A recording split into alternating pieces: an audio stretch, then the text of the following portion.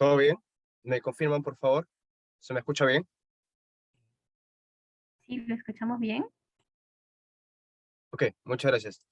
Listo, entonces tengan todos ustedes muy buenas noches.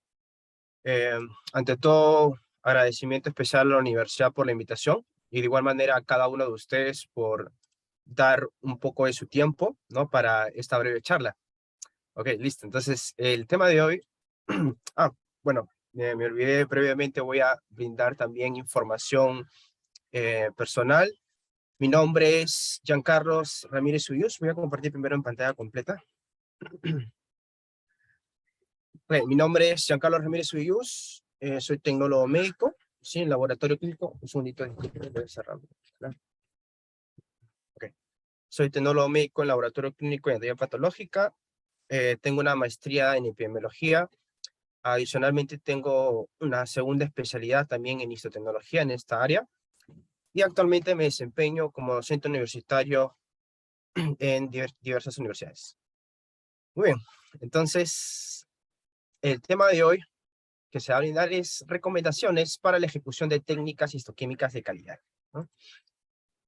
De igual manera, yo voy a ir avanzando con la charla. Por favor, tengan toda la libertad y la confianza del mundo como para poder abrir su micro, levantar su manito o escribir en el chat si es que no tienen disponible el micro, ¿sí? Muy bien. Creo que lo primero que debemos empezar es dando una breve definición de qué es histoquímica, ¿no? Entonces, esta es una disciplina que estudia microscópicamente los componentes y reacciones químicas que caracterizan los tejidos biológicos, ¿sí? Entonces, fijarse bien en el aspecto de que es estudiar microscópicamente los componentes y reacciones químicas, porque muchas veces nos enfocamos en simplemente fijarnos en si es que mi técnica está utilizando reactivos químicos o no. Por ejemplo, acá se suele separar mucho a la inmunohistoquímica, ¿no? Cuando la inmunohistoquímica también cumple con este concepto. En ese sentido, dando este breve concepto, hay que definir, ¿sí?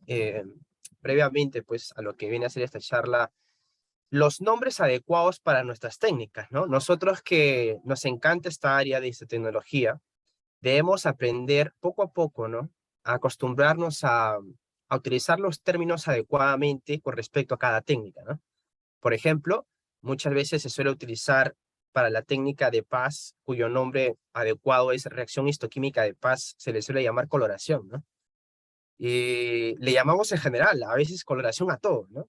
Y eso hasta cierto punto no es adecuado, ¿no? Es como, por ejemplo, que yo tengo acá al colega Renzo Saritupa, que lo conozco bastante, es un amigo, y a Rencito, pues yo le diga, de repente lo llame, no sé, Marcelo, por otro nombre, ¿no?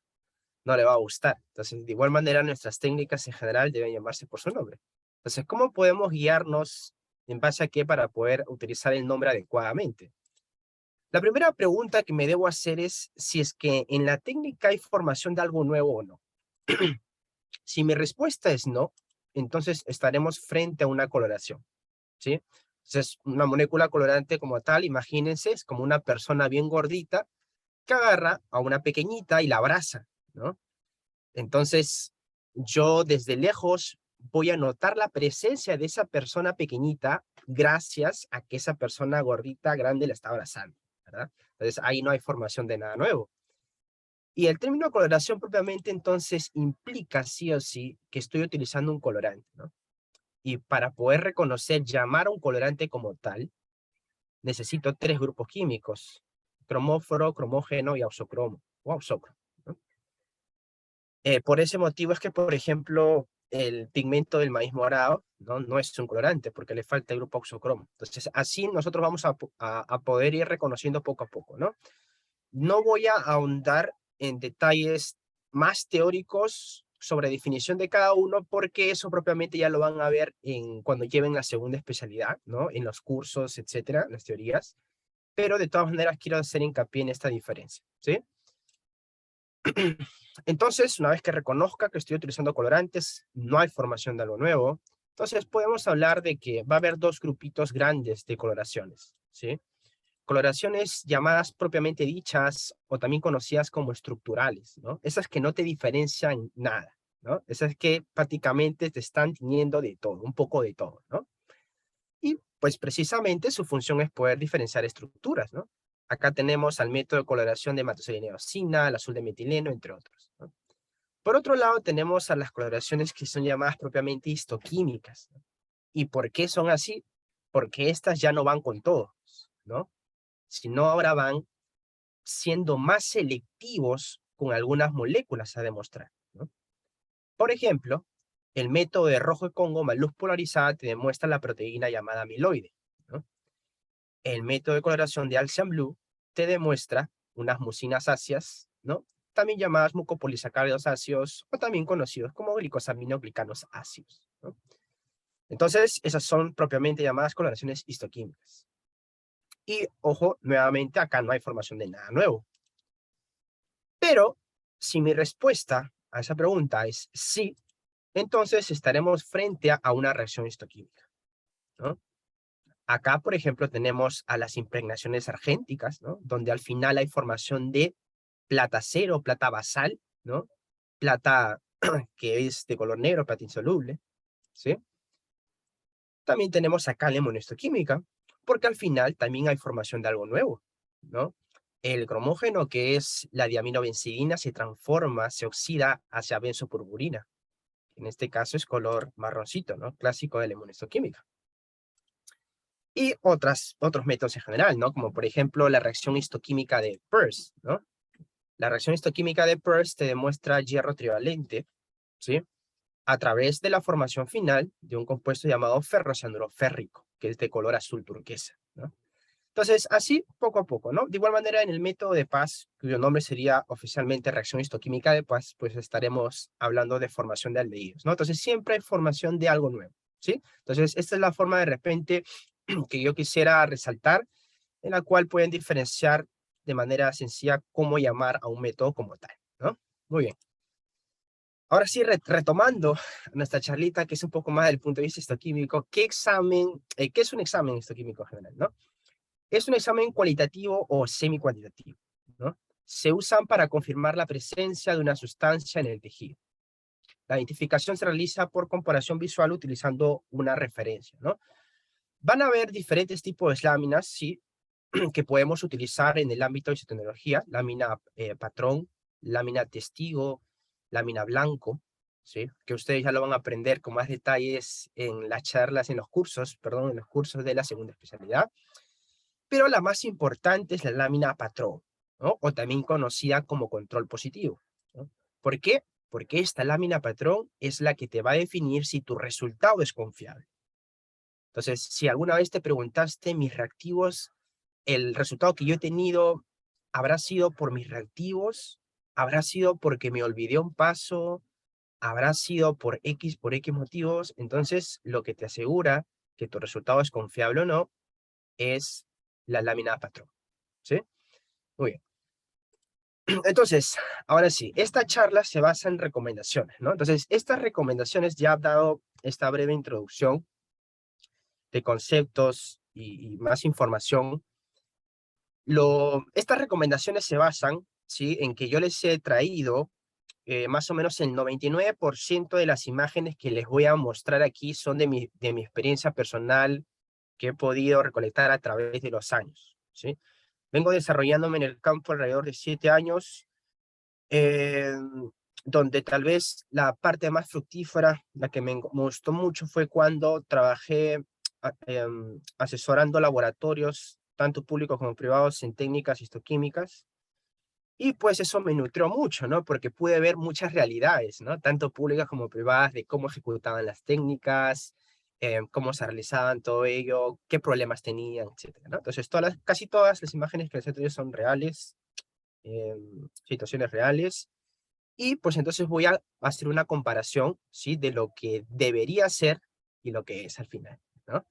Y vamos a hacer preguntas, vamos a dialogar en base a ello. La primera imagen les muestro es lo que debería ser, ¿no? Cuando nosotros hacemos el método de goteo en nuestros métodos de coloración o reacciones histoquímicas en general, de métodos en general, lo ideal es que siempre tengamos esta lámina con los reactivos que estamos aplicando, ¿sí? Los reactivos siempre formando una cúpula, ¿sí? Siempre formando una cúpula. ¿Y cómo logramos ello? Es sencillo. Una vez que terminemos de desparafinar y hidratar, tenemos que con un papel toalla, con un pedazo de papel toalla, tenemos que secar nuestra lámina sin tocar, obviamente dejando húmedo solamente el tejido, ¿sí? Entonces, dejando solamente húmedo el tejido, es que cuando yo agrego una gotita me va a quedar así, una cúpula. Y eso es lo ideal. Y ahora hago la primera consulta de la sesión. ¿Por qué creen que esto sería lo ideal? ¿Qué pasaría si todo está mojado cuando sale recién de desparafinar y hidratar y y aplico mis métodos de goteo, ¿no? Que son comunes en casi todos los métodos de coloración, etcétera? ¿Qué creen que pasaría? Si es que no lo dejo así, ¿no? Como una cúpula.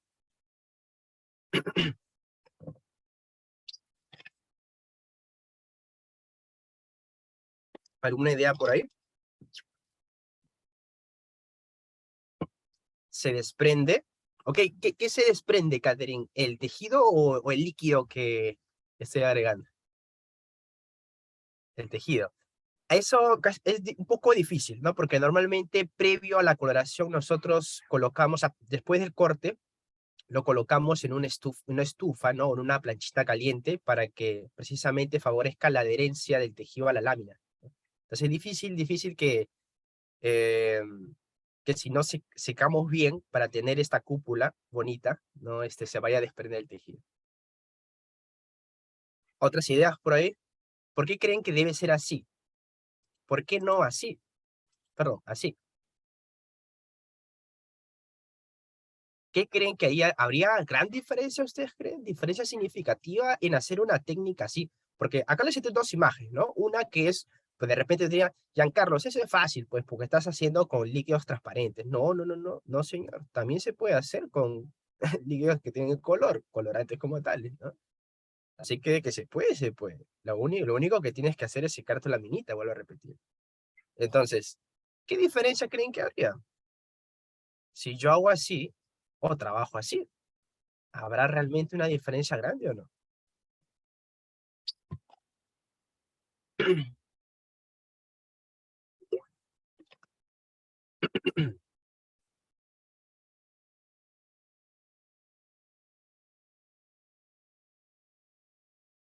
¿Alguna opinión?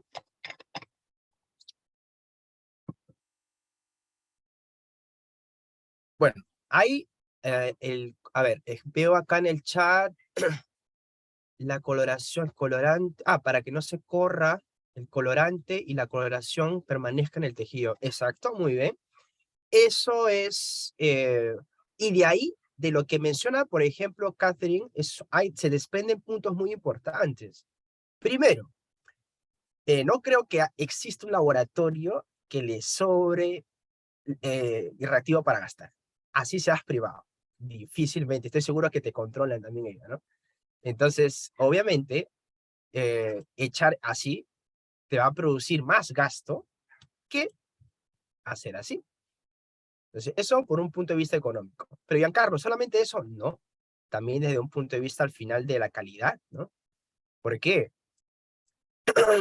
¿Por qué? Porque si yo agrego así, en algún momento, yo me puedo fijar por agregar rápido, básicamente por no darme el tiempo de secar y dejar mi cúpula como tal, ¿no? De que el líquido puede irse para un costado poco a poco, ¿no? Y al final, después de mi tiempo, 5, 10, 15, dependiendo de la técnica, ¿no? Yo termino y un audio, por favor. A ver, ya está. Entonces, después del tiempo, pues yo puedo creer que ya ocurrió lo que deba ocurrir y al final, cuando regreso, pues me doy cuenta que el tejido casi nunca estuvo, pues todo el tiempo estuvo sin nada, ¿no? Entonces, aparte que gasté reactivo, perdí tiempo, ¿no? Y no solamente eso, la parte más importante también es que, por ejemplo, acá puede estar cubriendo todo, ¿no? Pero si yo me excedo en tiempo o si son reactivos que están muy cargados, puedo tener esto al final, ¿no? Puedo tener también láminas con precipitados, ¿no? Entonces, ahí también es un punto muy importante. Tienes métodos, tienes técnicas que te salen con mucho precipitado, no sabes por qué, y filtras y no sabes por qué. Bueno, intenta el método de goteo, pero un goteo verdadero, ¿no? Es decir, un goteo así. Un goteo así. Y esto no es difícil, ¿no? Giancarlos, ¿necesito plumón hidrofóbico? Para nada. No necesitas plumón hidrofóbico para que te quede así. Lo único, vuelvo a repetir, es un papel toalla, un pedacito de papel toalla, secas bien, obviamente dejando solamente humo de tejido con mucho cuidado, y listo. Agregar tu gotita y vas a ver que no se va a correr, ¿no? Muy bien. Bueno, acá pues, de igual manera, ¿no? Más precipitado, si es que no realizas ello, ¿no? Esa sugerencia. ¿Qué más? A ver, esta imagen. ¿Qué coloración creen que estemos frente? ¿Qué imagen podría ser? ¿Qué técnica podría ser? ¿Tienen alguna idea por ahí?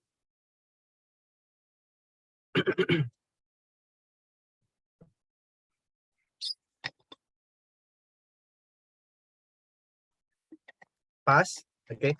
Aunque difícil, ¿no? Porque Paz no da un fondito azul, aunque puede ser contraste con hematoxilina, ¿no? Pero en este caso no es Paz, no es Paz.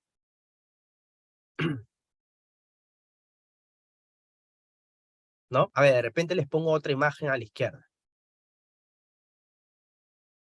¿Qué métodos cree que estamos mostrando ahora? Métodos que te permitan diferenciar el músculo del colágeno.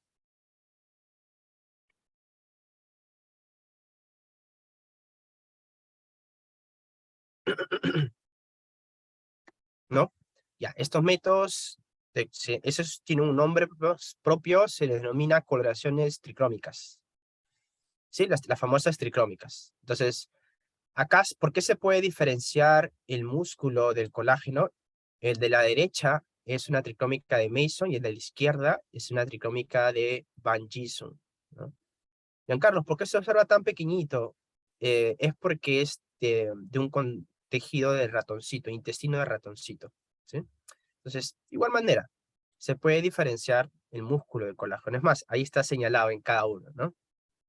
Entonces, de derecha Mason, izquierda Van Gieson. Entonces, esto es lo ideal, ¿no? Poder tener una técnica, una tricrómica, en donde al final logres diferenciar ello, se cumpla el objetivo del estudio, ¿no? Pero, ¿qué pasa si observamos una imagen así, ¿no? Ya sea Mason o Van Gieson, ¿ah? Porque ambos tienen rojo, ¿no? Van Gieson utiliza fucsina ácida, Mason utiliza escarlata de Biebrich fucsina ácida, ¿no? Entonces, ¿por qué creen que no salió esta tricrómica como, como las imágenes anteriores?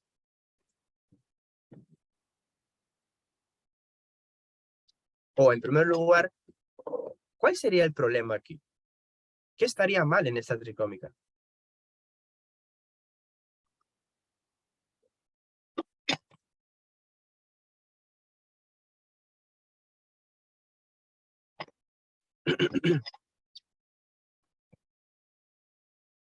Bueno, lo primero que podemos observar es que no existe una buena diferenciación, ¿no? Recuerden las imágenes anteriores, podíamos diferenciar el músculo del colágeno, ¿no? Pero aquí, un poco difícil, ¿verdad? ¿Por qué? Porque todo está del mismo color, ¿no? Pero Giancarlos, pero al final ejecuté mi técnica tal cual dice mi inserto, ¿no? Entonces, una vez más, la importancia pues de utilizar controles, ¿no? Específicamente patrón, ¿no? El patrón, o también llamado control positivo. Entonces, ¿qué pasó ahí? La pobre diferenciación, en este caso, en la tricrómica de Van Gieson, se utiliza una mezcla, ¿no? Al mismo tiempo de ácido pícrico con fucsina ácida. Entonces, o bien no se utilizó una proporción adecuada, o bien se excedió en el tiempo de aplicación.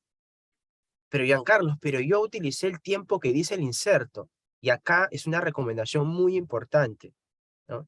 Y se los digo yo que les menciono, he trabajado muchos años precisamente viendo las realidades de diferentes laboratorios, y eso es un típico error, que muchos se confían en los insertos, así sea de la marca que tú tengas. La marca no es la diferencia. Eso es lo que deben llevarse, aunque sea lo más importante de esta sesión. La marca no es la diferencia. Lo que hace la diferencia es el profesional, el tecnólogo, ¿no? Entonces, ¿cuál es el detalle? De que recuerden que siempre las validaciones se hacen in-house. Cuando ustedes tengan un kit de la marca que fuese, siempre es adecuado que se estandarice bajo condiciones propias de laboratorio, ¿no? Y la razón es simple, porque la marca te va a decir que ha estandarizado con tal tiempo, etcétera, a tal forma, pero la pregunta es, ¿acaso ellos fijan como tú fijas? ¿De la forma como tú fijas? ¿Acaso ellos incluyen como tú incluyes? ¿Acaso ellos cortan como tú cortes? Entonces, también debemos pensar en todas las fases previas. Por eso es que la validación siempre se debe hacer, poder probar si realmente los tiempos que estiman los protocolos son ciertos, debemos hacerlo in-house, ¿no? Es decir, in vivo, en el propio laboratorio, ¿no? Entonces acá, exceso de tiempo, ya sea en la tricrómica de Van Gison, y en el caso de la tricrómica de Mason, la diferenciación lo hacen los ácidos, ¿no? Los ácidos fosfatústicos fosfolípdicos. Entonces, probablemente aquí no se utilizó el tiempo suficiente de la diferenciación, o esos dos ácidos ya pues ya están vencidos, ¿no? Mucho tiempo de repente almacenados. Entonces, muchas ideas, pero todas en base, todas totalmente factibles de poder resolver en base simplemente a poder reconocer que hubo una pobre diferenciación, ¿no? Muy bien. Acá, ¿qué técnica creen que estamos frente?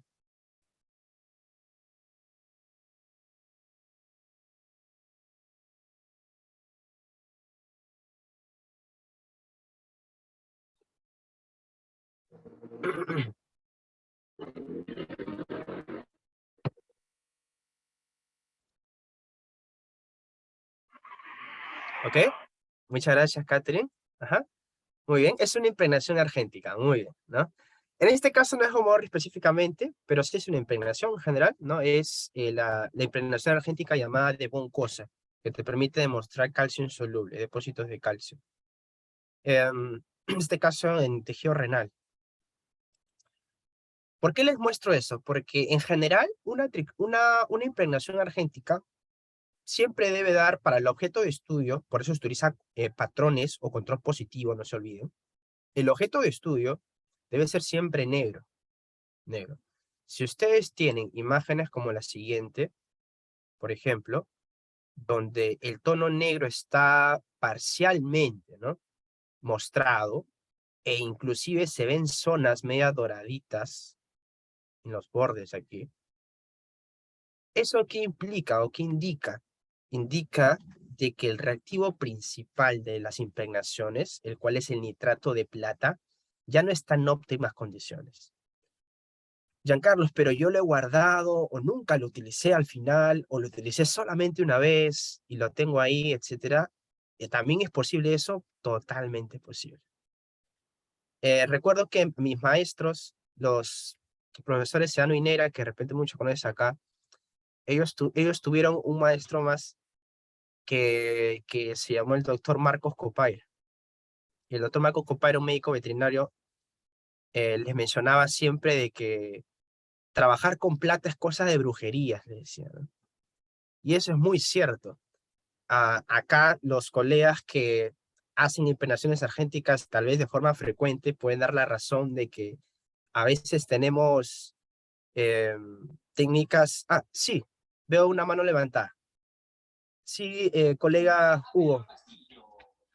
Muy buenas noches, ¿me escuchan? Sí, Buenas noches. sí se lo Allá escucha. está, Ujú. disculpe que le interrumpe, licenciado. Ujú. La primera parte no pude entender, digamos, o no pude conversar acerca de lo que era el goteo de su reacción, pero mayormente cuando en algunos laboratorios, ¿no? O sea, las técnicas a veces son varias, ¿no? Y es un poco, digamos, incómodo poder hacer, digamos, o detenerse el tiempo, ¿no? Porque a veces uno hace varias actividades, ¿no? Por ejemplo, yo hago inmunohistoquímica, histoquímica, congelación. Entonces, yo les recomiendo, en primer lugar, se recomienda que la histoquímica se realice en láminas ya propiamente establecidas, ¿no? Con carga positiva, ¿no? Ese es lo primero que yo estoy recomendando siempre a los colegas. Segundo, que para que no suceda de la observación que hemos visto, que su lámina que se corre el colorante, es importante que el agua, cuando usted corte, pues esté, digamos, siempre, que sea agua destilada y que sea limpia, ¿no? Que sus láminas sean desengrasadas, ¿no? Todos esos puntos son importantes porque mucho difiere mucho en la técnica, porque a veces no hay el tiempo, ¿no? Y tener el tiempo de limpiar y dejar húmeda es, digamos, latente. A cada momento usted está en pleno trabajo, ¿no? Y sobre todo en las técnicas, como usted ha visto, ¿no? Ha visto en las citrómicas. Las citrómicas hay que tener mucho cuidado con los ácidos. Los ácidos hay que prepararlos en pocas cantidades. Bueno, yo preparo mis reactivos, ¿no? Yo tengo ya más de 20 años trabajando y yo preparo mis reactivos, ¿no? Inclusive les enseñé también a Neira hace muchos años, ¿no? El año 95, si no me equivoco. Y luego la plata, ¿no? Cuando usted prepara el nitrato de plata, nunca lo deje pues en el medio ambiente. El nitrato de plata, hijo, siempre se guarda en la refrigeradora. Usted lo prepara, lo guarda en la refrigeradora porque es la manera como usted puede, digamos, tener precisión en esta impregnación. Los errores son muchos en el nitrato de plata, son muchos.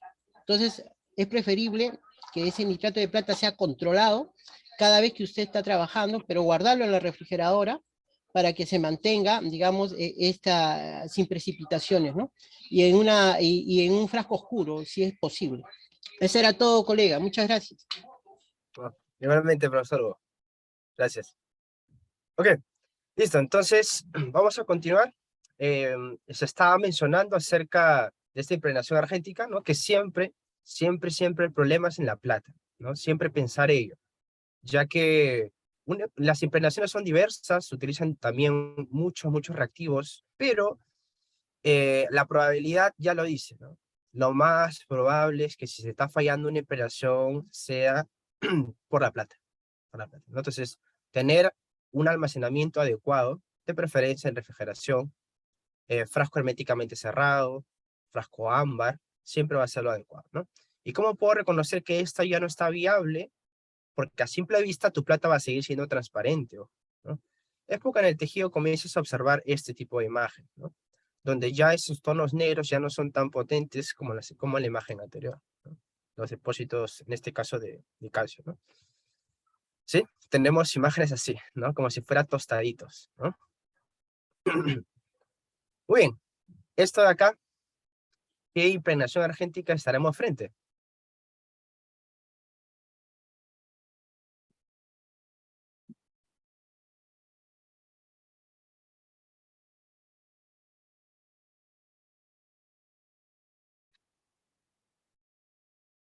¿Alguna idea por ahí?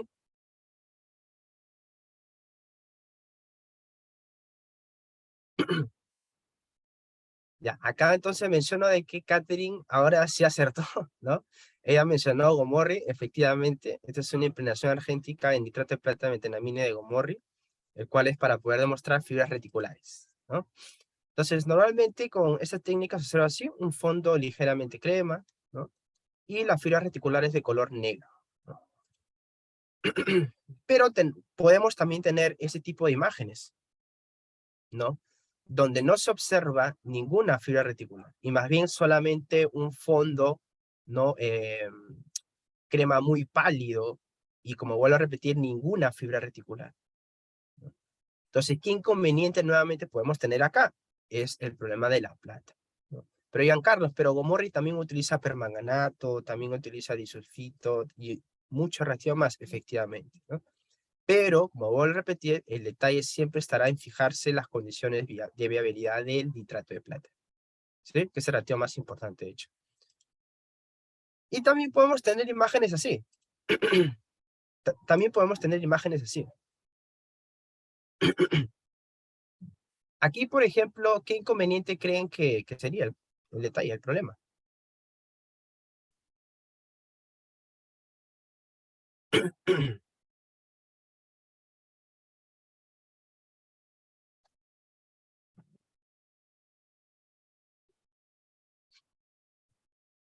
Aquí, por ejemplo, el detalle podría ser el grosor, ¿no? El grosor del corte también influye bastante, ¿no? Aunque en este caso para que sea un fondo pues muy intenso, ¿no? No adecuado. Las fibras reticulares ya no resaltan tan bien, ¿no? Y eso que es bajo el mismo método, los mismos reactivos que en la imagen anterior, ¿no? Pero como pueden observar, de igual manera, entonces el grosor de corte también influye, ¿no? El, se mencionó también en el chat, estoy viendo el formol, claro, el reductor externo que es el formol, ¿no? Por ejemplo, eso otro punto interesante, las técnicas mencionan formol al 10%, pero utilizando el puro también un par de gotitas también te da una buena reacción, ¿no? El formol también puede ser un inconveniente ahí, pero es igual a todos los demás, igual al problema que podría darse con el permanganato y disulfito. Me vuelvo a repetir, la gran probabilidad, si es que tienes problemas, ¿no? Así como imagina aquí, hay una gran probabilidad, por no decir que sí o sí va a ser, es de que el problema sea con tu plata, tu nitrato de plata o en la preparación de la plata amoniacal, ¿no? Que vamos a hablar después. Que justo viene acá, ¿no? De que debo asegurarme de que la preparación para las técnicas que requieran plata amoniacal, ¿no? Como por ejemplo Gomorri, ¿no? Así como también técnicas como de Mason Fontana para demostrar melanina requieren de plata amoniacal, ¿no? Entonces, como sabemos, pues esta se prepara a partir de nitrato de plata, que debe ser así, transparente, ¿no? Y cuando se le agrega una solución bastante básica, ¿no? Una solución básica fuerte, hidróxido de sodio, potasio, esto se transforma en un compuesto insoluble llamado óxido de plata, que es así como arenilla, ¿no? Eso es un primer paso, un primer control de calidad, donde me puedo asegurar de que si se forma este óxido de plata a través de la formación de este precipitado, es porque mi reactivo está funcionando bien, tanto ambos, ¿no? Mi hidróxido de sodio, potasio que he agregado, así como también mi nitrato de plata. Finalmente sigo agregando una solución básica más fuerte o igual de fuerte como la anterior, ¿no? En este caso, un poco más fuerte, gotas de amoníaco, ¿no? Hasta poder nuevamente volver soluble esa solución anterior que se llamaba óxido de plata, ¿no? Para que finalmente se transforme en qué? En el llamado óxido diaminoargéntico, también conocido como plata amoniacal, ¿no? Entonces, esa plata amoniacal, paulatinamente, al mover mi frasquito, mi tubo de ensayo, debe ser así, transparente nuevamente, ¿no? Debe volver a ser transparente, ¿no? Y si no logra ser ello, no logra retomar ese tono inicial, es porque, nuevamente, lo más probable es que el problema sea en el nitrato de plata, ¿no? En el componente inicial. Muy bien, acá es otra técnica. ¿Qué imagen creen o qué técnica en este caso estaremos frente? Esta imagen representará qué técnica.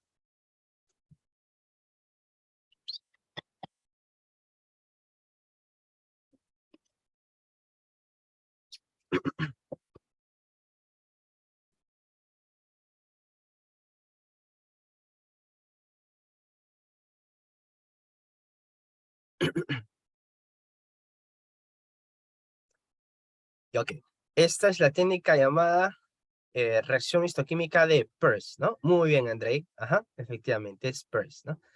Ahora, por ejemplo, Catherine menciona Alcian Blue. Ahí es un punto importante. Recuerden que en histoquímica no solamente hay que guiarnos del color, también es muy importante poder guiarnos de la forma de nuestra reacción y de la ubicación, ¿no? Por ejemplo, en la reacción histoquímica de Peirce, el producto se forma, que es el ferrocianuro férrico, un producto insoluble de color azul turquesa, se forma en el citoplasma, ¿no? Si utilizamos el clásico control de vaso, ¿no? En el citoplasma de los macrófagos, ¿no? Entonces debemos observarlo ahí en el citoplasma, ¿no? Alcian Blue es diferente, ¿no? Alcian Blue es otro tipo de tejido control, ¿sí? Aunque también tiene el mismo tono de color, ¿no? Así que tener cuidado de ello. Ujú. Muy bien, entonces este es un casito positivo, ¿no? Acá de igual manera ¿no? Depende, ¿no? El anterior era un caso de hemosiderosis, ¿no? Una acumulación que hasta cierto punto puede ser normal, ¿no? Y que si sigue acumulando el paciente estos depósitos de hierro puede convertirse hasta en una enfermedad posterior llamada hemocromatosis, ¿no? Pero si nosotros utilizamos un control de vaso en un humano convencional, no deberíamos observar tanta acumulación así como en esta imagen.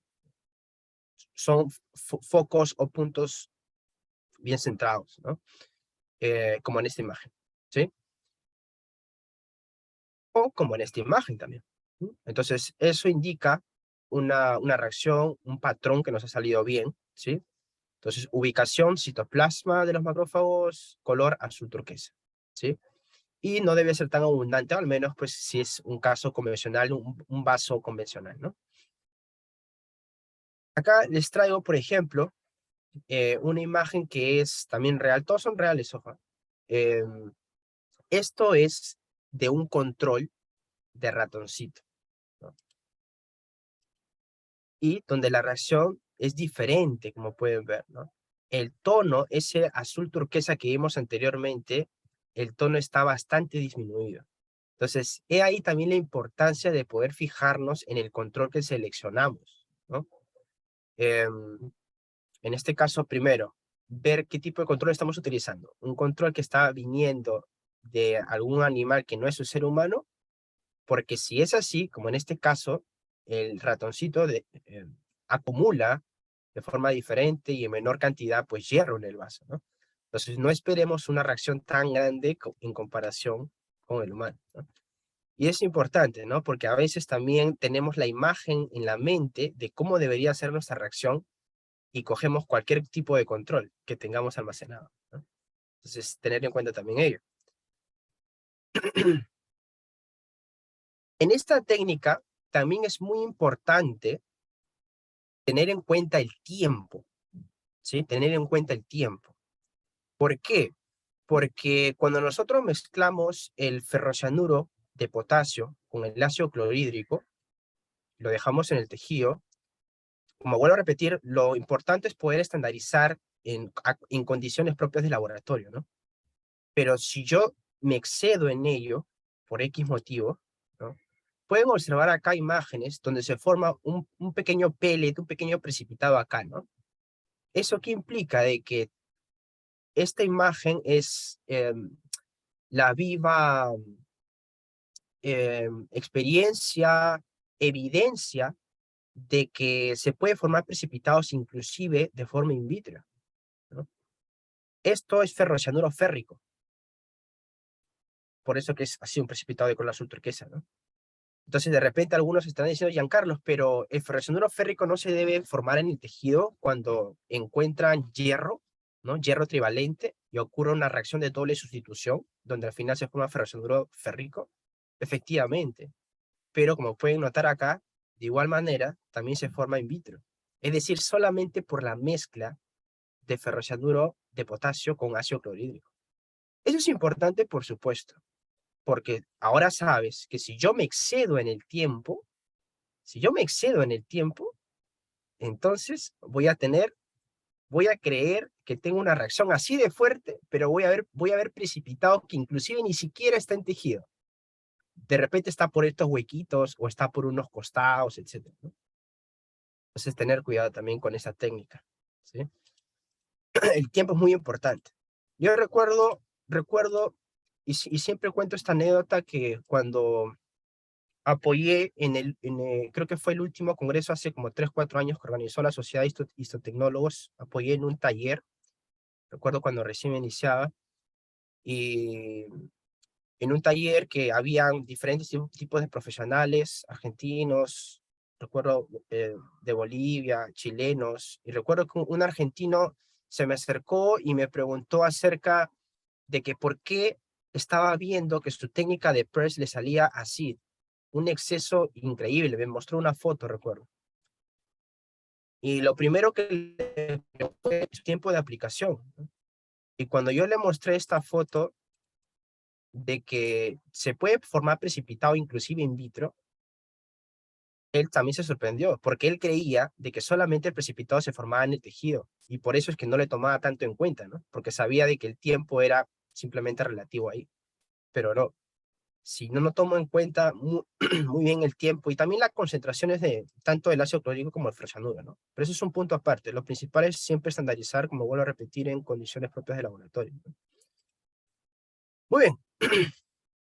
Esta otra imagen es, a ver, ¿frente a qué técnica estaremos frente?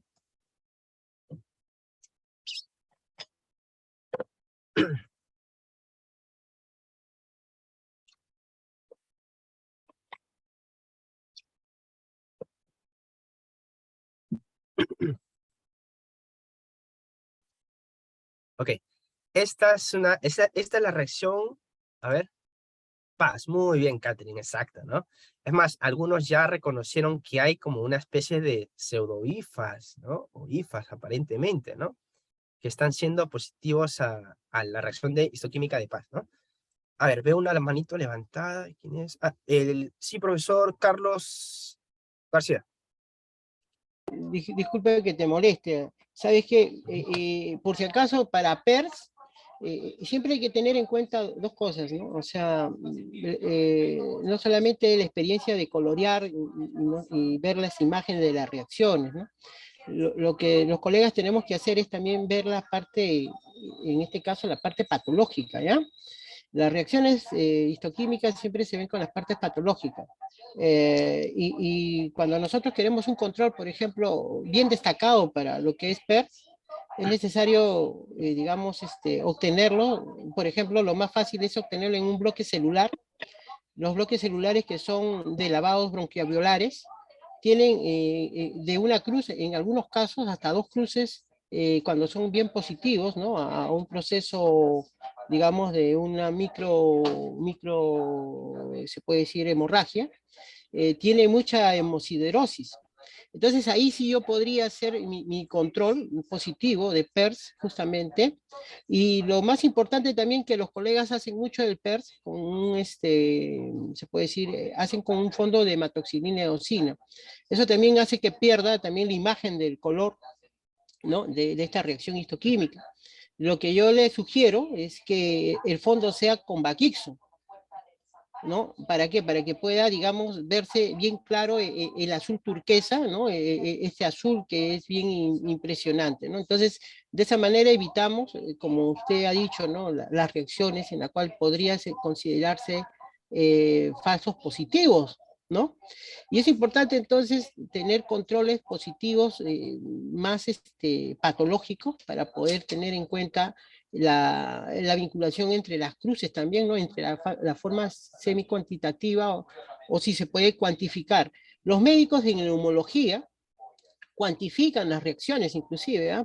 Ese es importante, ¿no? El 20% para ellos es una positividad. Por eso es que es importante tener en cuenta ese detalle. Eso es todo, licenciado. Oh, muchas gracias, profesor Hugo. Sí, de hecho, me he hecho acordar, muchas gracias. Sí, de hecho que justo me acordé con respecto al contraste. Sí, eso es un punto también adecuado. Por ejemplo, ven aquí también que se opaca un poco porque el contraste le ha dado con eosina, ¿no? Un contraste con hematocilina es tal vez lo que los laboratorios normalmente hacen, pero por ejemplo lo que mencionó el licenciado Hugo es también interesante, ¿no? Poder aplicar Van Gieson. Sí, también se tiene disponible en los laboratorios, ¿no? Y si no se tiene con hematocilina, es al menos lo que se sugiere, no con eosina, porque eso sí puede disminuir el color azul turquesa de la reacción. Tomarlo en cuenta. Oye, entonces estamos allá en esta imagen, ¿no? Entonces, ya se reconoció que este es el método de paz, ¿no? La reacción histoquímica de paz. Y pues el clásico control, de igual manera, es mucosa intestinal, ¿no? Donde podemos observar las células caliciformes que secretan un moco neutro, un mucopolisacario de tipo neutro, que es paz positivo, ¿no? Y así debería ser nuestra reacción.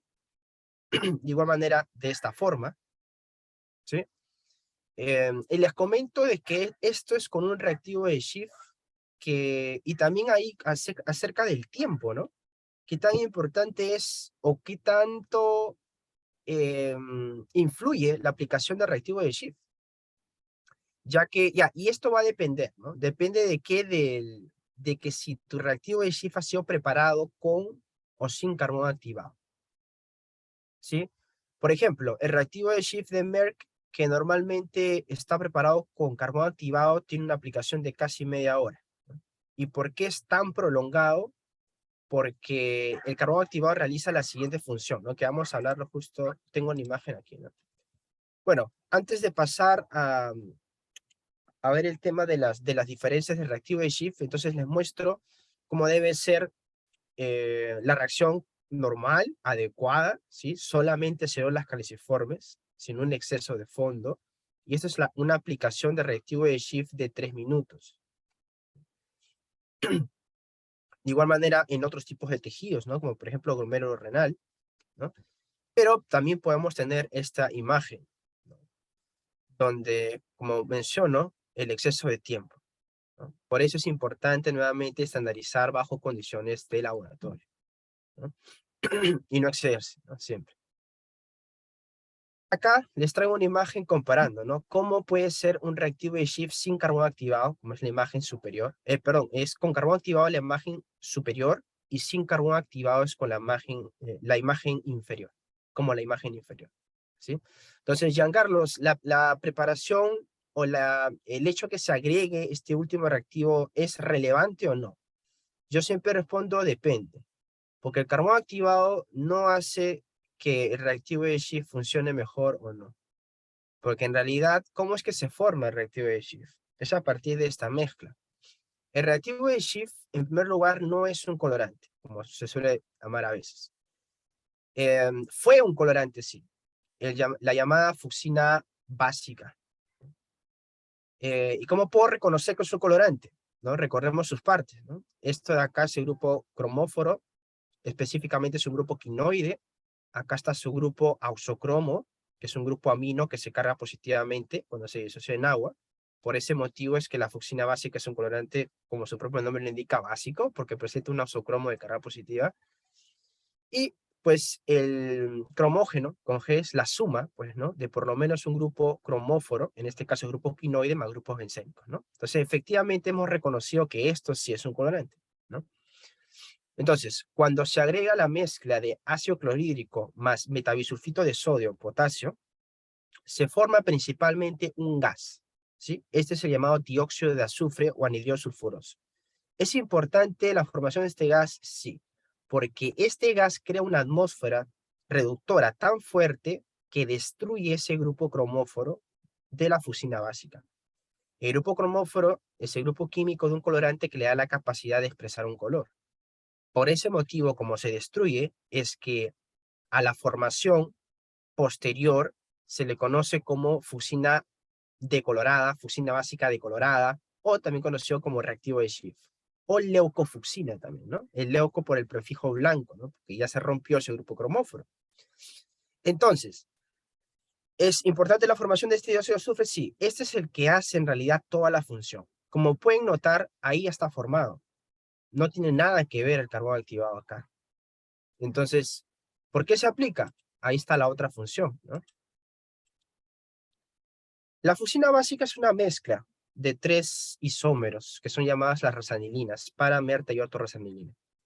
Cuando uno agrega el carbón activado, lo que está sacando básicamente son unas magentas conocidas como la meta y la ortorrosanilina, es decir, esa basurita que está quedando en la formación del reactivo de Schiff, ¿no? Que en gran proporción la acción del dióxido de azufre, de este gas que hablamos hace un momento, que rompe el grupo cromóforo sobre quién es sobre la para-rosanilina. Entonces lo que queda en pequeñas cantidades y que le están dando ese exceso de un color de fondito son unas magentas llamadas la meta de la ortorrosanilina. Entonces lo que hace el carbón activado es simplemente quitarlas, ¿no? Volverlas un complejo insoluble y luego sacarlas mediante filtrados, ¿no? Entonces, ¿es necesario o no es necesario? Depende de cómo se aplica en tu laboratorio. Si tú trabajas en un laboratorio donde no tienes mucho tiempo para estar verificando los tiempos de aplicación o estar atentos a ellos porque haces infinidad de cosas, yo te recomiendo un reactivo de Schiff con carbón activado. ¿Por qué? Porque ese tiene tiempos más prolongados y en ese sentido también no te deja un exceso de fondo si es que por ahí se te pasa algún minuto. Y es lógico que se te va a pasar porque trabajas en un laboratorio donde estás muy ocupado, ¿no? Pero si tú eres un laboratorio donde has de repente separado ya tus láminas, has separado este día, donde puedes hacer tranquilamente estos métodos contaditos y puedes estar pendiente de los minutos, yo te recomiendo un reactivo de Schiff sin carbón activado, porque los tiempos son muchísimo más pequeños. Como les mencioné, en la imagen de acá es un reactivo de Schiff de 3 minutos. Y creo que eso es, y como pueden observar aquí en la reacción, es bastante limpio. Entonces, he ahí la diferencia y también esa recomendación, ¿no? Bueno, si es que lo preparan, ¿no? Y si es que lo compran de igual manera, consulten a su proveedor, porque también pueden tener las dos versiones, una versión con carbón activado y una versión sin carbón activado. Y dependiendo pues de los tiempos que ustedes van a querer, si quieren tiempos rápidos o quieren tiempos más prolongados debido a las condiciones propias de su laboratorio, ¿no? Que tienes muchas técnicas por hacer, o no. Muy bien. Esta otra imagen es de una técnica, a ver, frente a qué técnica estaremos frente ahora.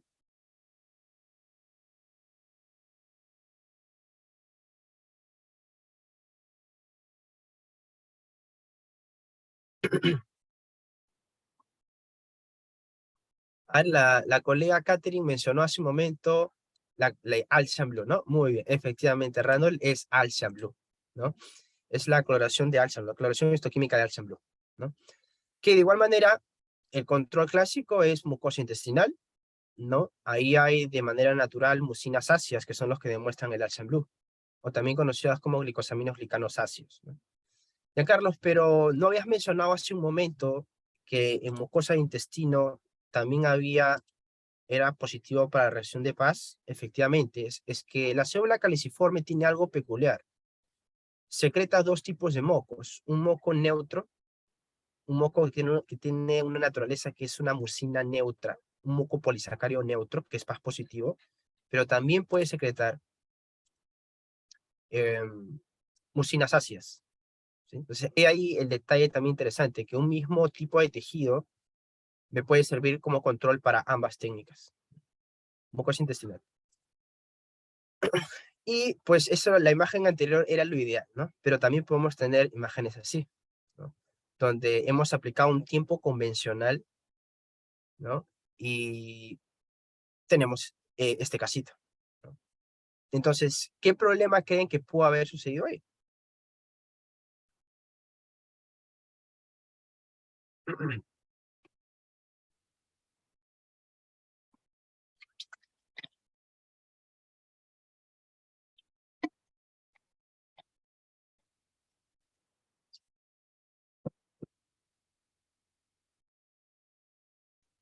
Ya, ahí hay un punto importante a considerar, que es, primero, como cualquier otra técnica, y ya se mencionó en repetidas ocasiones aquí en esta sesión, que es estandarizar acorde a condiciones de laboratorio, ¿no? Para poder llegar a un punto adecuado sobre el tiempo en la cual va a ser adecuado para mis procesos, ¿no? Según la forma como yo he fijado mi laboratorio incluido, yo he cortado cuál sería el tiempo ideal para esta técnica, ¿no?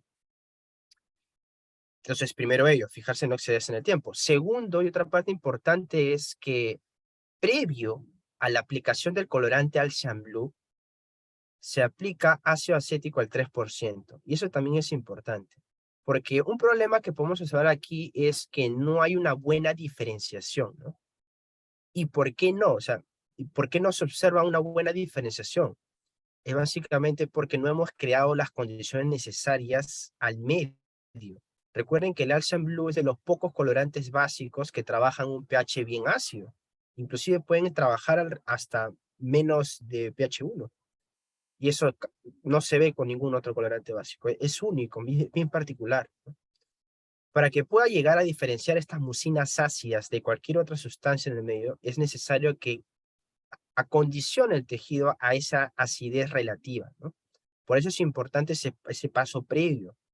De hecho, en todas las técnicas ustedes van a ubicar eso, que previo a la aplicación del Alcian Blue siempre se agrega durante un par de minutos ácido acético, ¿no? En concentraciones diferentes según la técnica, ¿no? Puede ser 3%, 5%, dependiendo la técnica nuevamente, ¿no? Pero siempre es importante poder realizar ese paso previo para asegurar, pues, crear las condiciones necesarias y que se logre obtener una diferenciación también adecuada. Muy bien.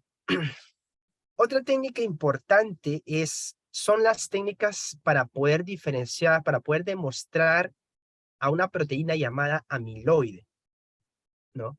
Entonces, acá les muestro un esquema importante en la cual yo voy a poder elegir, o sea, voy a poder, en base a este esquema, juzgar, poder definir cuál va a ser un método adecuado para la demostración de esta proteína anormal, llamada amiloide. Son tres partes, tres estructuras que forman a esta proteína.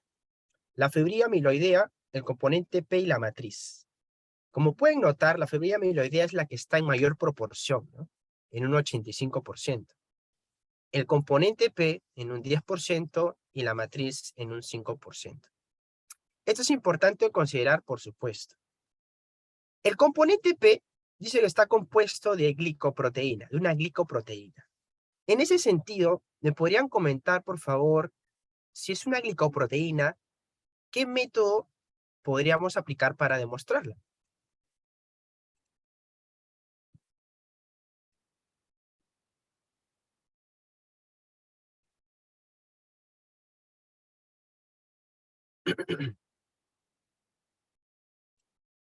Si es una glicoproteína, podemos aplicar el método de Paz, ¿no? Entonces, Giancarlo, ¿puedo aplicar Paz para demostrar amiloide? Efectivamente, ¿no?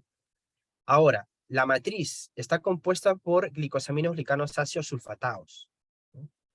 Eso quiere decir que puedo aplicar el método de la coloración histoquímica llamada de Alcian Blue, ¿no?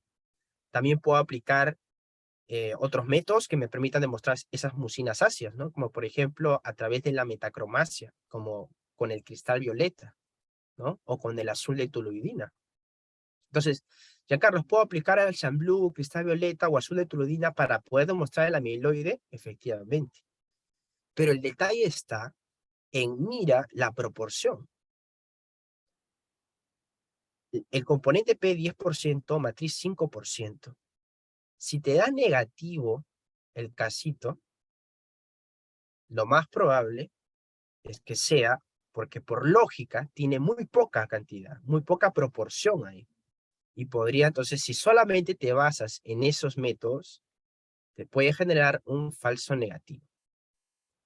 Entonces, ¿qué es lo ideal? Poder aplicar por lo menos como mínimo un método que esté enfocado en demostrar el componente que esté en mayor proporción, pues, ¿no? Que es la fibrilla amiloidea.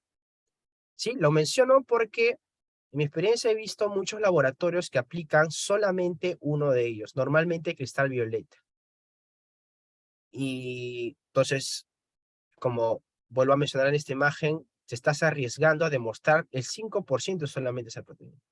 Y si no está acumulada todavía en el paciente en gran cantidad, te arriesgas a que sea un falso negativo. Entonces, ¿qué método? Y ahí es donde ustedes juzgan simplemente, ¿qué método es el que está dirigiéndose a demostrar el componente que está en mayor proporción, la fibrilla amiloidea? Es la coloración de rojo de Congo, ¿no? Entonces, efectivamente, por eso, ahora ya saben, no es que, o sea, simplemente analizando esto es que ustedes pueden notar ya que el rojo de Congo está por encima de todos los demás métodos. Y no es que sea mejor solamente porque colorante como tal que se define, no. Es porque está dirigiéndose a demostrar el componente que está en mayor proporción. ¿Sí? Muy bien. ¿Qué más? Entonces, primero analizando eso, ¿no? Entonces, tener cuidado con la aplicación de otros métodos, ¿no? Depende de qué tanta cantidad esté depositada en ese paciente, ¿no? Como por ejemplo acá, cristal violeta que sí se puede notar, ¿no? Esta es una imagen con rojo de Congo, ¿no? En un tejido convencional. Ahora, hago la pregunta, ¿pueden diferenciar qué cosa es amiloide y qué cosa no? difícil, ¿verdad? Y es que efectivamente el rojo de Congo como tal no demuestra amiloide. El rojo de Congo es un colorante ácido que demuestra proteínas, así como la eosina, ¿no? Análogo a la eosina. Entonces, ¿qué es lo que debo hacer para aumentar esa selectividad, esa especificidad del método de coloración de rojo de Congo? Tengo que agregar la polarización. Y ahí está el principal problema, ¿no? Cuando yo he visto laboratorios, cuando he visitado laboratorios donde aplican o bien PAS o bien cristal violeta, yo les pregunto, colegas, pero ¿por qué no hacen rojo de Congo? Si no es un colorante muy caro, o sea, comprar una hematoxilina te sale más caro que un rojo de Congo. Entonces, ¿por qué no lo aplican? Entonces la mayoría me dice, porque necesito un microscopio de polarización. Y eso tampoco es cierto. No necesitas un microscopio de polarización. Lo que sí necesitas es comprarte los dos filtros nada más. Dos filtros nada más. Ahora voy a explicar, ¿sí? Entonces, ese par de filtros, que se llaman filtros polaroides, te cuestan entre 150 a $250, ¿no? Dependiendo de la marca. Comparado a los más de 10.000 soles que puedes gastar con un microscopio de polarización, es una diferencia significativa, ¿no? Entonces, no es necesario, ¿no? Como resumiendo este punto, no es necesario comprarte un microscopio de polarización. Lo único que necesitas son filtros, comprarte los filtros polaroides. ¿Y qué vas a hacer una vez que tengas los filtros? Los filtros polaroides están compuestos de lo mismo, ¿sí? Entonces, su nombre cambia acorde a la posición en la que va el microscopio. El filtro que va entre la fuente de luz y el objeto de estudio se le llama polarizador, ¿sí? ¿Qué es lo que hace ese filtro?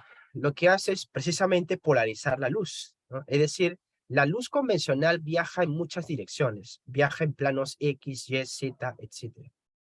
Este filtro lo que hace es dejar pasar un solo haz de luz, un solo tipo de haz de luz, el que viaja en un solo plano de dirección, ya sea en X, ya sea en Y, ya sea en Z, etcétera, pero solamente un tipo de haz de luz, el que está viajando en un solo plano, ¿sí? Por ejemplo, acá está viajando solamente en el plano y antes de pasar por el polarizador, viajando en muchas direcciones, muchos planos de dirección, ¿no? Muy bien, entonces, si es que en el camino esa luz polarizada, ya no luz convencional, sino luz polarizada, se encuentra con una sustancia llamada birrefringente. La sustancia birrefringente es aquella que puede cambiar el plano de dirección de la luz. En este caso, un ejemplo de sustancia birrefringente es el amiloide. Entonces, si en mi lámina, en el tejido del paciente, está presente esta proteína patológica llamada amiloide, va a cambiar el plano de dirección de la luz, ya no estará viajando en un eje Y, ahora viajará en un eje X, ¿no? Se coloca el segundo filtro, ¿en dónde? El segundo filtro llamado analizador. Se coloca, depende, ¿no? Si tienes ojo, este es un microscopio convencional, ¿sí? El que puede tener cualquiera, ¿no? Hasta el más viejito que tengas en tu laboratorio. Si ese microscopio tiene, arriba del revólver, a veces tiene como para colocar unos pequeños filtros, ¿no? Si es que tiene ello, mejor. Giancarlos, pero no tiene. Entonces, ¿qué puedo hacer? Ya, hay una segunda opción. Se puede colocar ese segundo filtro encima de la laminita, ¿sí? La única desventaja de este segundo casito es que no vas a poder enfocar en 40x, ¿no? ¿Por qué? Porque si no vas a romper, pues, ¿no? Vas a romper tu filtro y también tu lámina, ¿no? Pero de igual manera vas a poder observar el cambio de color que viene posteriormente, ¿no? Entonces no se olviden, solamente necesitas los dos filtros, comprarte los dos filtros. Un filtro que va a ir entre la fuente de luz y el objeto de estudio, y el segundo filtro que va a ir entre el objeto de estudio y el observador. Y pues de igual manera podemos tener esta imagen, ¿no? Un caso de amiloidosis, un vaso en páncreas, y cuando agregamos la polarización, cuando agregamos los dos filtros y yo voy girando, esto se gira, ojo, una vez que coloque los filtros, no es que voy a observar el cambio, tengo que ir girando cualquiera de ellos. Puedo girar el que está arribita o puedo girar el que está abajo, cualquiera.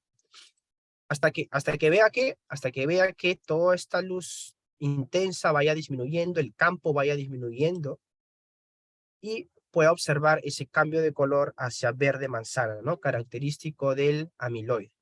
¿sí? Y eso es único. Eso ya lo hace prácticamente un gold estándar. No hay otra sustancia en la naturaleza que sea birrefringente y que tenga un color verde manzana mediante la polarización. Muy bien, volvamos nuevamente a este casito, ¿no? Donde estábamos mostrando pseudohifas en tejido, ¿no? Entonces, esto era mediante el método de Paz, ¿no? Muy bien, ya lo habían reconocido, habían comentado, ¿no? Y esta es una imagen con Grocott, ¿no? Donde vemos también esas pseudohifas de color negrito, ¿no? Disculpen la calidad, esta foto la tomé hace años cuando tenía un celular un poquito antiguito, ¿sí? Pero voy a mostrar más imágenes mejor, no se preocupen. Entonces, acá tengo nuevamente la imagen de Grocott, ¿no? El método de Grocott de nitrato de plata metenamine. En realidad el método es curioso, se llama, le digo el nombre completo, se llama nitrato de plata metenamine de Gomorri, modificación según Grocott. ¿Y saben qué es lo que hizo Grocott? Lo único que hizo fue agregarle la temperatura de 60 grados por 1 hora. Porque el método en sí es de Gomorri, ¿no? Por eso es que a veces cuando se menciona Gomorri, a veces los colegas mencionan Gomorri a secas, también puede haber una confusión, porque en realidad podría referirse a Grocott, así como también a parafilias reticulares, ¿no? Otro detalle también interesante que me han hecho acordar es que a veces los colegas mencionan técnica para reticulina y piensan que reticulina es el método. No, reticulina es el nombre que se le da también a las fibras reticulares. Por eso es que si tú dices técnica para reticulina, porque como yo trabajo en una empresa, a veces me decían, Giancarlo, quiero una técnica para reticulina. ¿Pero cuál? Para reticulina. Pero reticulina es el nombre de las fibras reticulares. Los métodos son diversos, ¿no? Hay de Gomorri, que es el convencional. Hay, por ejemplo, uno que utiliza nitrato de uranio, ¿no? Hay otro que utiliza en lugar de disulfito de sodio, oxalato, ácido oxálico, ¿no? Entonces, que se llama Gordon Sweet. Entonces, y así hay diversos métodos, ¿no? Muy bien, entonces ahora sí, retomando, esta es una imagen, ¿no? ¿Alguien reconoce este honguito? Es bien clásico. Esto lo tomamos en un casito que tuvimos en el Mario Auxiliadora.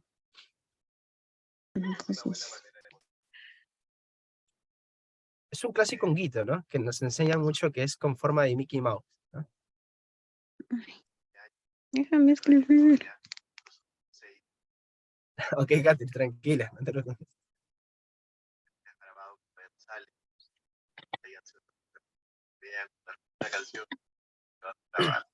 Exacto, muy bien, Katy, ¿no? Es el famoso Paracoxidoides brasiliensis, ¿no?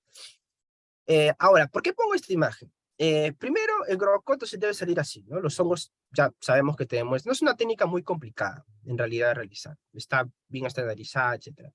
El único detalle es que a veces cuando voy a los laboratorios y quieren demostrar hongos, lo hacen con Paz cuando tiene una sensibilidad un poco más baja, ¿no? Y el otro detalle es que cuando les pregunto, ¿y por qué no hacen una impregnación genética como Grocott? No está tan caro.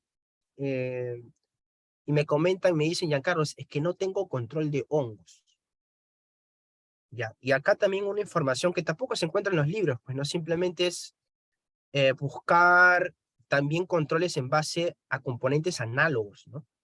Entonces no es necesario que tú tengas un control de hongos, porque recuerda que todo método, especial histoquímica más todavía, debe aplicarse un patrón o también conocido como control positivo, siempre. No correr ningún método sin control, ¿sí? Entonces no es necesario tener un control de hongos. ¿Cómo puedes hacer también, en este caso, es esto, ¿no? Ya, Carlos, no lo veo todavía ahí. Ahí también. Ahí también tienes otra imagen más bonita. Todos son reales, ¿eh? No son sacadas de internet, como repetí, el 99% son de la misma rutina, ¿no? Diaria. ¿Qué creen que estamos frente? ¿Qué es lo que está resaltándose de negro? Ya sea en esta imagen que les puse anterior o en esta imagen, ¿no? ¿Qué creen que está en negro ahí?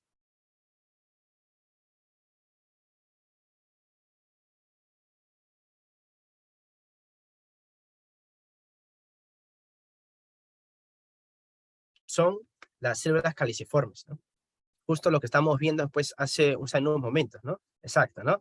El moco neutro de las células caliciformes, ¿no? Giancarlo, o sea que el moco neutro de las células, o sea, la mucosa intestinal nuevamente, aparte de ser control de paz, ser control de Alzheimer Blue, también me puede servir como control para GROCOT, efectivamente. Pero no es hongo, es que no es necesario que sea hongo. El moco neutro, las mucinas neutras, tienen la misma prácticamente es análogo al compuesto positivo que forma parte de la pared celular de los hongos. La pared celular de los hongos es carbohidrato y las mucinas neutras son carbohidratos también. Entonces, de forma análoga, el ácido crómico con el GROCOT, ¿qué es lo que hace? Oxida esos carbohidratos, esos grupos alfa-glicol, hacia aldehídos, ¿no? Posteriormente, esos aldehídos son captados por la plata, ¿no? De forma análoga, las mucinas neutras, que son carbohidratos, son oxidados con el ácido crómico, son convertidas en aldehídos, y estos aldehídos son captados por la plata, luego posteriormente reducidas por el bórax, etcétera, y luego se muestran de color negro, ¿no? Entonces, también se puede utilizar ese control, ¿sí? Muy bien, eso sería todo, y no quiero dejar pasar estos últimos minutitos, ¿sí? Para presentarles un último trabajo de investigación que estaba realizando con un grupo de colegas, tanto tecnólogos como anatomopatólogos, una investigación en conjunto, que es para presentarles brevemente un nuevo método de coloración, una nueva coloración para demostrar el Helicobacter pylori, ¿no? En la imagen A pueden observar el método convencional, que es hematocilina eosina. En la imagen B, método de Giemsa. Y en la imagen C, el nuevo método que les voy a presentar, ¿sí? Entonces pueden notar que ya hay diferencia significativa, es el mismo tejido, mismas condiciones, y parece que el método C demuestra más, ¿no? De igual manera, en esta imagen, donde tranquilamente con HIE y con Giemsa puede pasar desapercibido, puede pasar como un resultado negativo, el nuevo método de coloración te permite demostrar con mayor facilidad identificar a esta bacteria, el Helicobacter pylori. Y de igual manera, pues en esta imagen, donde es un caso ya bastante positivo, pues donde resalta muchísimo más, ¿no? Entonces, la información de esta investigación lo pueden encontrar en este link. Yo voy a pasar el PPT para que ustedes puedan, si gustan, también de ahí corroborar la validación de este método, ¿no?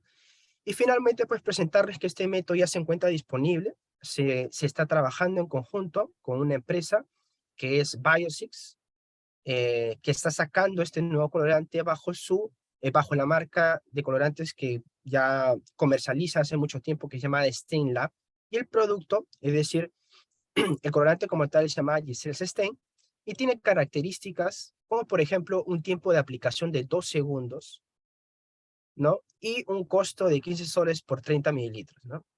Estos 30 mililitros, si necesita 2 gotas de aplicación, te puede durar hasta 300 pruebas. Y si uno saca su cuenta de 15 soles entre 300 pruebas, cada prueba te cuesta aproximadamente 20 céntimos, ¿no? Con un tiempo de aplicación de 2 segundos, creo que esto hace un método bastante interesante para poder aplicar, ¿no? Entonces, de igual manera, les dejo ahí información, tanto mi número personal como la representante de esta empresa, para cualquier duda o consulta. Entonces, ahora sí, estoy con ustedes para cualquier consulta acerca de la presentación de hoy. Muchas gracias.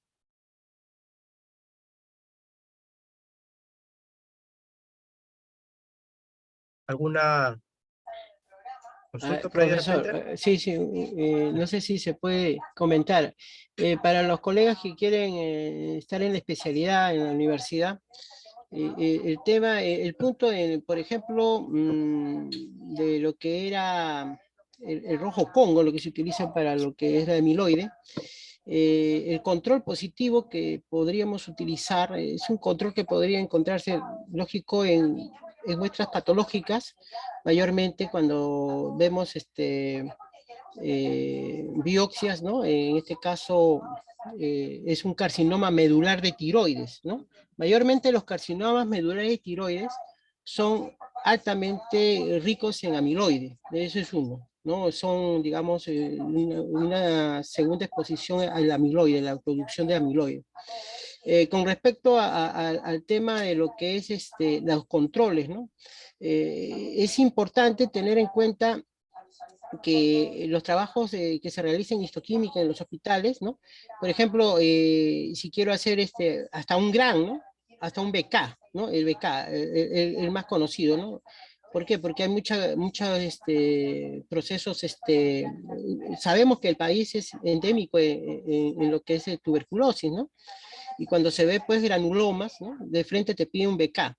Entonces, todos estos controles, ¿cómo, profesor? ¿Cómo se hace? ¿No? Fácil, ¿no? Te vas a te vas a microbiología, ¿no? Y puede ser de control de cultivo. Justamente tengo varios alumnos, ¿no? Justamente que estoy asesorando, que ya están terminando de especialidad justamente para que unen justamente en el control de BK, en el control de hongos, ¿no?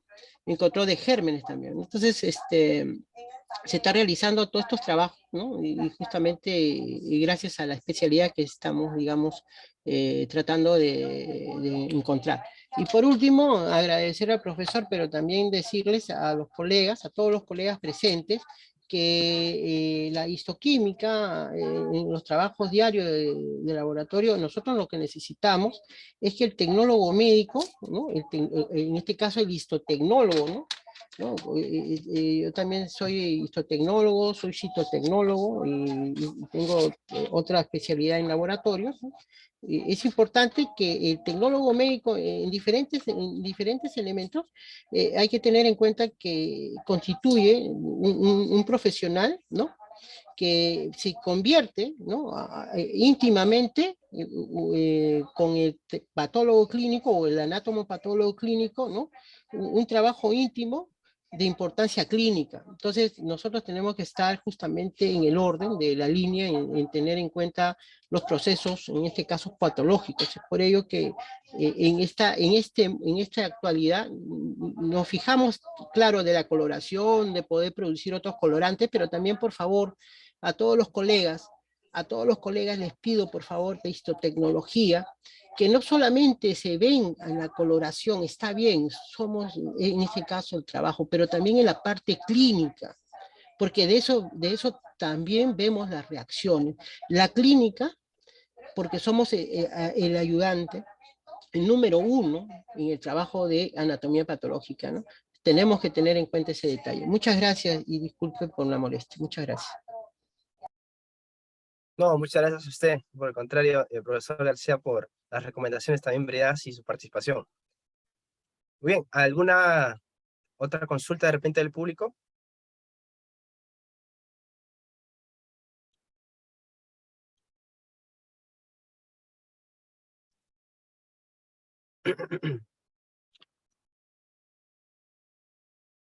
Ok, listo. Entonces, creo que sí, sí, se me escucha todavía, sí. Todavía tengo el audio prendido. Ok, entonces tengan todos ustedes muchas gracias por su participación, por su tiempo, ¿no? Que es lo más importante. Y de igual manera, esperemos que esa charla haya sido motivadora para ustedes con miras pues al inicio de la segunda especialidad próximamente. Un abrazo, cuídense bastante. Hasta luego.